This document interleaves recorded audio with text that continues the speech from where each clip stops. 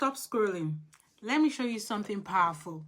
If your manager asks, what's the highest sales number this month? Or what's the lowest score in this class?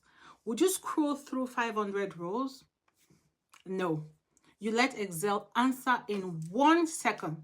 Today, I am teaching you two simple formulas that instantly reveal the highest value and the lowest value. And these are used in real jobs every single day. Let's build that skill right now. We'll be starting from the main function. And briefly, what does mean mean? It means minimum. And then what does minimum mean? It means finding the lowest number in our selected cells.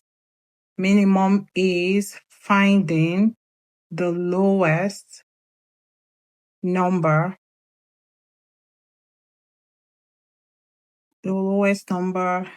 in our or your selected cells. So, for example, we have name, we have sales. John King made $300,000, Abu Solomon $450,000, and the list goes on. Now, how do we find the minimum?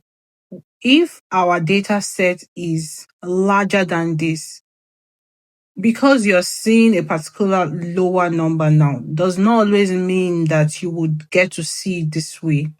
I'm using a very small, large data set so that we can understand and see clearly and not to overwhelm us with large data sets. Now, if you want to find the lowest staff, the staff that made the lowest sales, we would use our main function.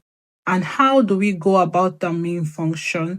All we need to do is, first thing, remember when we started our formula, I said the first rule is do not miss out on your equal to. If you don't have your equal to, Excel will not treat it as formula or calculation. So you type your mean and then you see a long list here. We're only using the mean up that is here in the upper part. Then we click on it. And then we have the number 1, number 2. This is too manual. If we start saying, this is my number 1, and then you click on number 2. No, it's too long. That is not why we're using Excel. We're using Excel so we can work smarter. Now we have written our mean. Now, the essence of knowing our cell address is to also help us to work smarter. Now, there are two ways we can go about this to find our mean. Now, the mean we are looking for, remember we said we are looking for the staff who made the lowest sale. That means that I have to check all through my list or my data sets. So automatically, where the sales appear is the column B. And under the column B, we have row 2, row 3, row 4, row 5, row 6, 7, and 8. So highlighting everything has covered the B2 down to B8. Then we click on enter. Now, if you scan through this list, you would see that the lowest sales here is $50,000. Another way we can go about this, if you don't want to highlight, right, which highlighting is the best, actually. If you don't want to highlight and you know your cell address, you can just say B2 column B8, and then you press your enter key, and that is your lowest. Now we're going to move quickly to the next, which is our max function. Now, what does max mean? Max is the opposite of mean, which is minimum. No, maximum. And what is maximum? Maximum is finding the highest value in your or our data. And then how do we find the maximum? You want to find the highest. You want to know who made the highest sale. First row is equal to. And then the next thing is to click or type your marks, select the first one, and then ignore the number one, number two, because you know what you want to do. This is our row, or this is our column. We're going to highlight all the row in under our column, our column sale, our sales column. So we highlight from B2 down to B8, and then we click enter. If you scan through all this, you'd realize that our highest salesperson is Sarah Peter.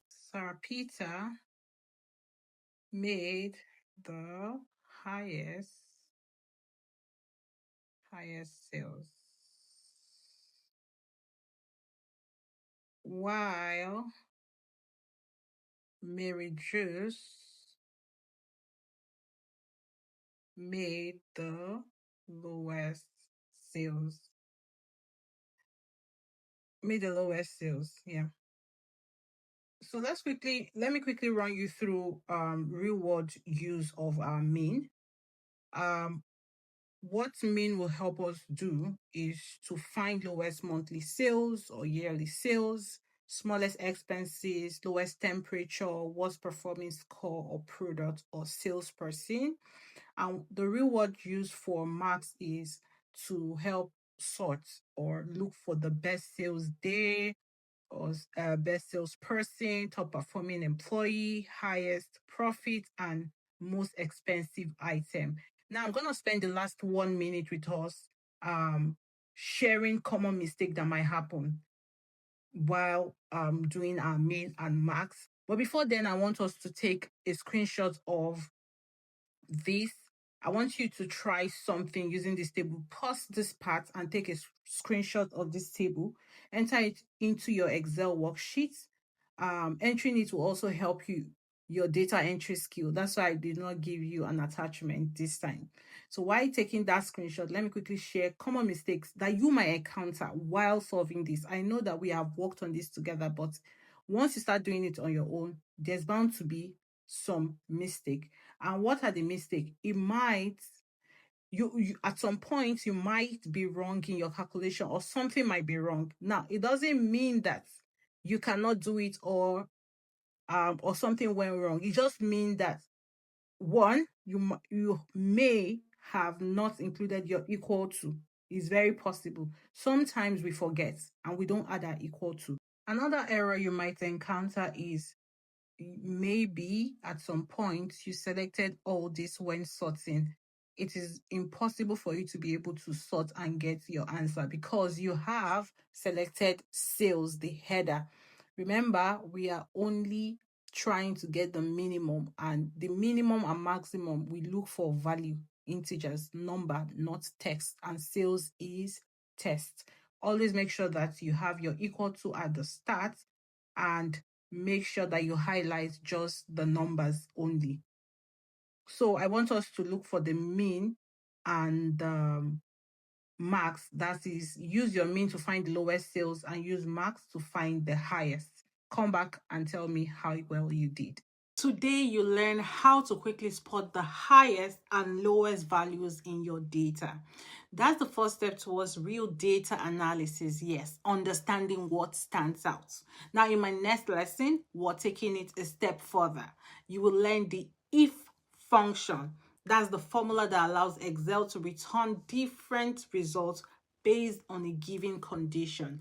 That's when your spreadsheet stop just calculating and starts responding. If you're following this series, make sure you continue to lesson 9.